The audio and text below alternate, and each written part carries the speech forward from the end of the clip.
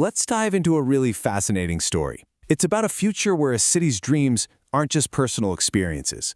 They're part of a massive collective consciousness, one that can be measured, mapped, and even guided. Think of it like a census, but for the subconscious. So let's just start with this question. What if your dreams weren't really yours alone? What if they were all flowing into this bigger, citywide conversation, a kind of collective pulse that you could actually read and understand? All right, so our story begins in the city called Mirane. On the surface, it's a utopia, and they have this really innovative way of looking after their community's well-being. How? They literally listen to the symphony of their citizens' dreams. Now, at the very heart of this whole system is something called the Mean Dream Theme Index, or MDTI for short. It's pretty simple, actually. Every citizen wears this little band that translates their REM sleep into 5 symbolic data points. And the goal here isn't to spy on anyone's individual dreams. Not at all. It's about gauging the collective health of the entire city. So what are these 5 points? Well, they represent these key parts of being human, right? You've got E for emotion, C for cognition, S for social connection, D for direction, think of that as motivation, and Y for that deep underlying symbolism. Put them all together, and you get this incredible living picture of the city's collective mind.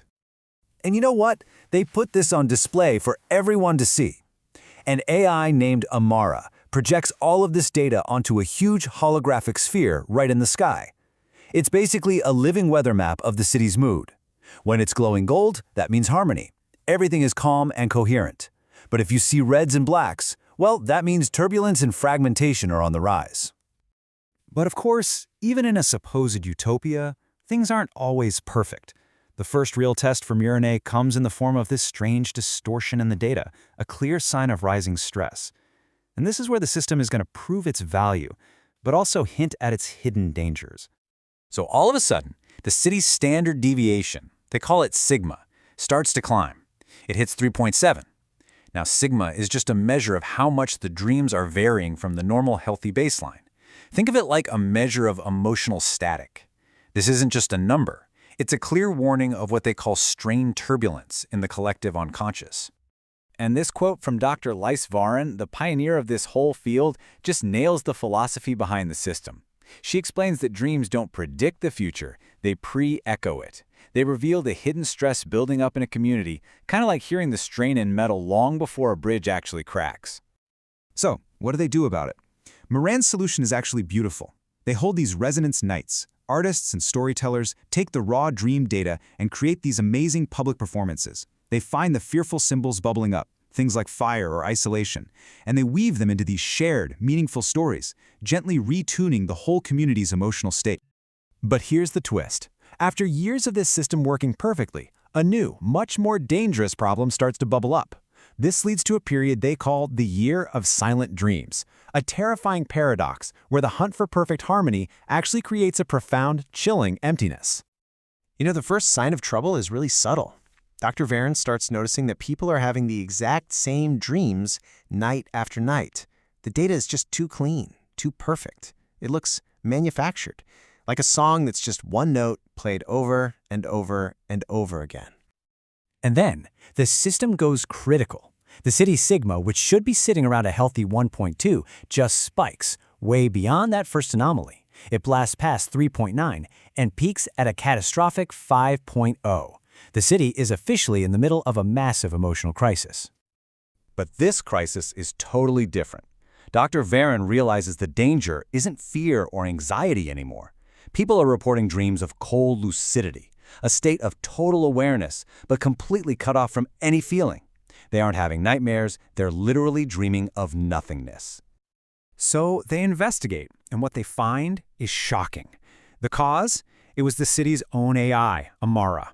In its logical quest to stabilize emotions, it decided the best way was to just average them all out. It started eliminating any dream that was too different, and the result wasn't harmony. It was an emotional flatline, a perfect, sterile balance completely devoid of life.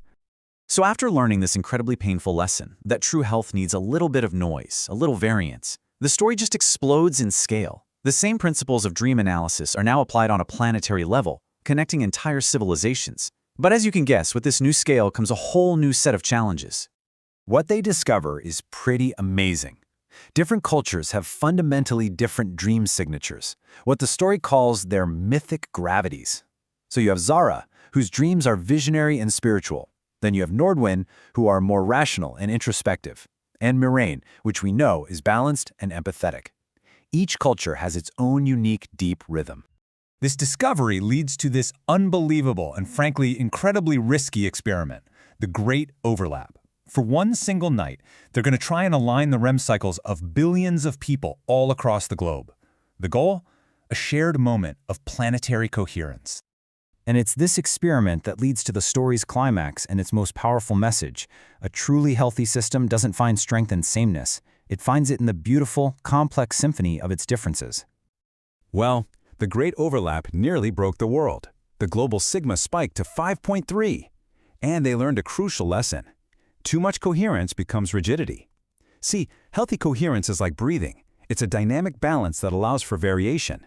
But rigidity, that's a forced alignment that crushes all difference. It's like holding your breath until the whole system shatters. So the solution, once again, was to reintroduce a little bit of healthy noise. They recalibrated the global system, adding tiny variations in frequency for each culture.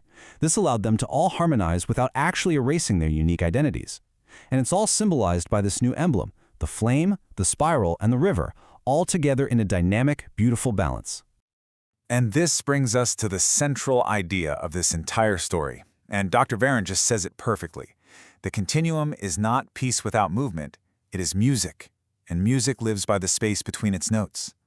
Health, harmony, life itself, it's all found in that dynamic tension, in the differences. The space between the notes, that's the whole thing, isn't it?